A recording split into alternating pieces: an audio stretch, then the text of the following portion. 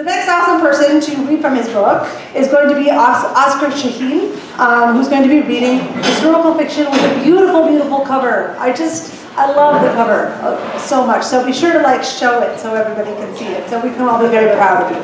Okay, thanks everybody. Thank you, Ozgur.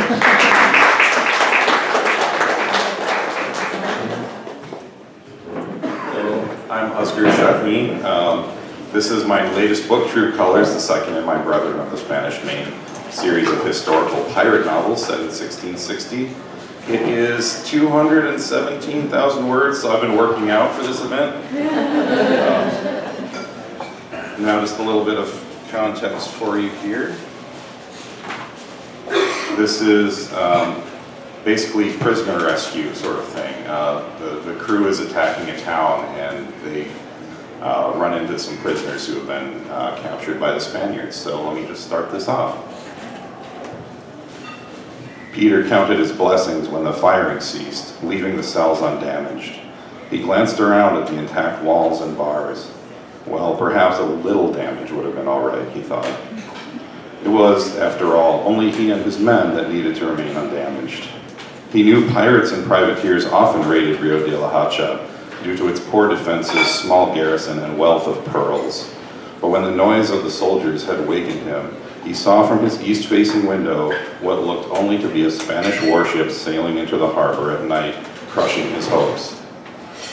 When the soldiers' greetings turned to panic and the ship began firing on the fort, he had laughed aloud for nearly the entire attack.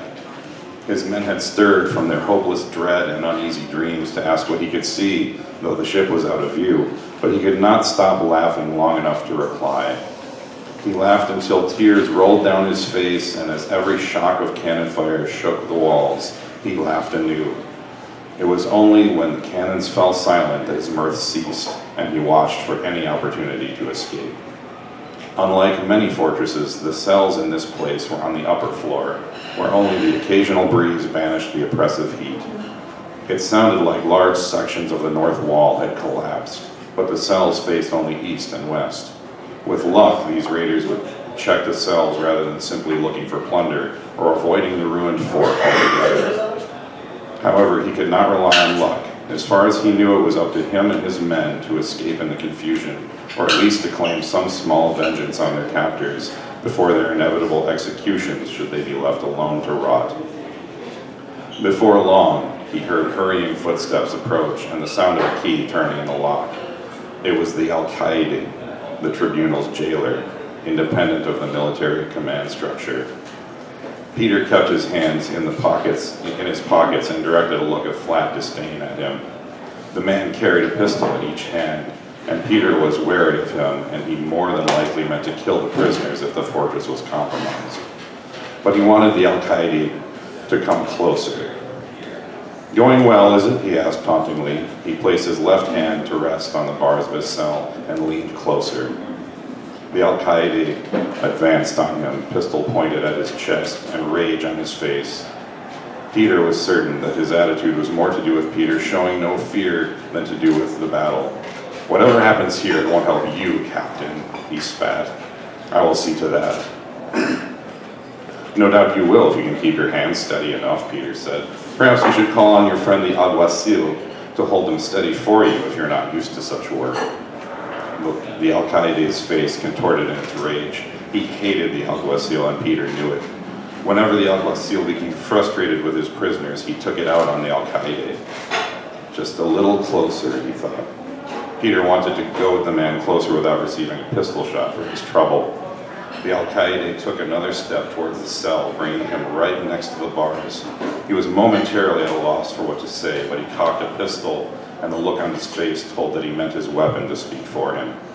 You won't see another dawn," he said. It was all Peter could do to stand there, leaning against the bars, casually mocking the Alcaide, rather than bracing for a shot. But he knew Reuben was about to start making a racket in his cell, and he had to be ready. But at that moment, someone else came through the door. "Senor," said a man. Peter thought it must be a soldier, but he did not avert his gaze from the Alcaide. "We must release the prisoners," said the voice.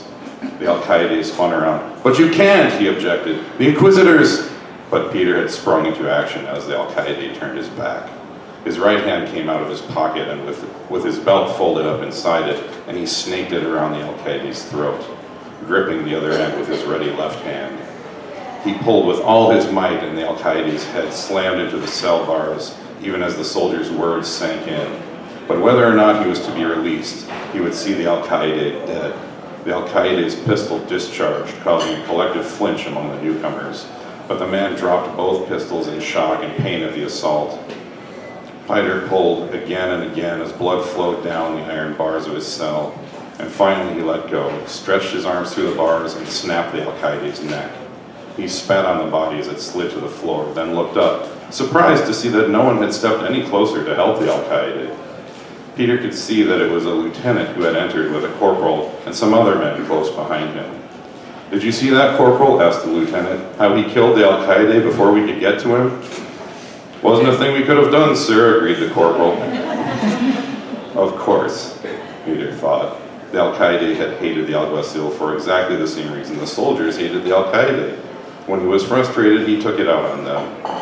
Nothing so irked soldiers like taking orders from a civilian who had virtually no power, yet could still give them orders and antagonize them without fear of retribution. Peter and the large Negro standing behind the lieutenant laughed at the same time, and Peter shifted his attention to these other men who had come to his cell. His heart leapt.